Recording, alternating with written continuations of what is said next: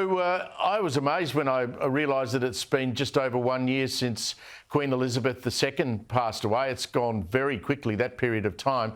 I note that the King Charles III, he's marked this 1 year in a statement. He said, "We recall with great affection her long life, devoted service and all she meant to so many of us." It really is the end of an era. I notice Harry's been travelling around and speaking about his former grandmother. The royal family is very different now the Queen's not there, correct? Yeah, I think so. Look, she was just an amazing role model for young women, wasn't she, of that era and even of today. Even if you weren't, if you were a Republican, you couldn't help but admire her. She was quite wonderful, so resilient. She went through hell with the kids. And a lot of that, I suppose, you can attribute to the fact that she dedicated her life to service and not really probably being a mum. But that's what is the lot of the royals. Look, I think it was appropriate what Charles did. It must be incredibly sad because I know he was a real mummy's boy. And Harry, of course, is there, not going to see the family, probably wouldn't be welcome.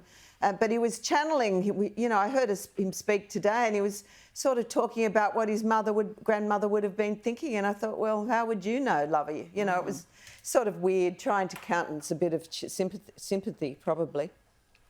Yeah.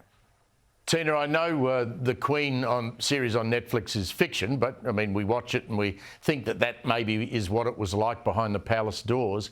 I mean, the great love affair between Queen Elizabeth and Prince Philip is one of the endearing stories, one of the incredible love stories of our time, isn't it?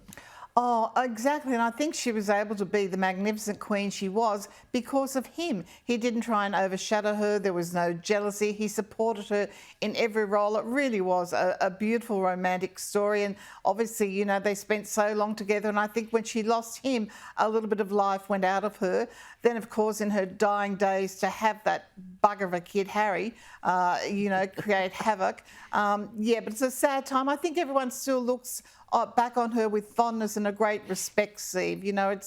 Time hasn't passed yet where people are dismissive of the Queen yet. They're still very fond of her, particularly in London. You're such a romantic, Steve. I didn't realise.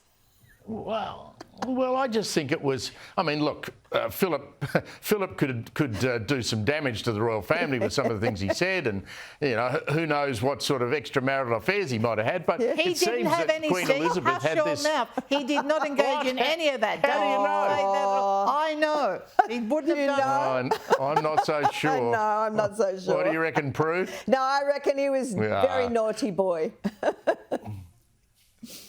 I think so too. Let's talk power and energy. Look, New South Wales Labor looks like it's still got no idea what it's doing about coal and coal-fired power and the raring. We've had the Environment Minister, Penny Sharp. She was grilled for being unable to reveal the time frame that the power station will be set to remain open and the amount it could cost taxpayers. Have a listen to the Minister today.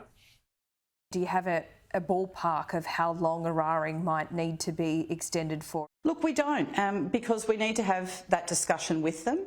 Okay. It's going to be a tough conversation. But we it's also not 20 need to years. be keeping on is top it 10 or is it 5?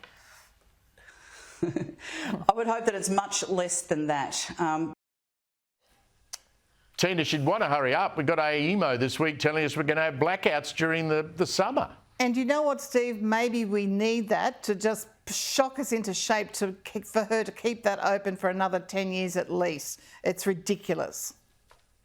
But let's not forget Prue, it was if Sorry, Steve. Correct. But if we do get blackouts this summer, I mean, the government will be the ones that'll cop it. I mean, New South Wales has as much coal as anywhere else. The fact that those coal-fired power stations are being shut down is ridiculous, Prue.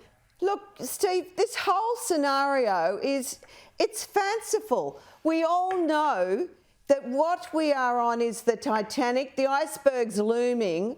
We know that all these morons who are politicians who are preaching this like lemmings, this climate change, this catastrophe that we're facing are heading us into disaster.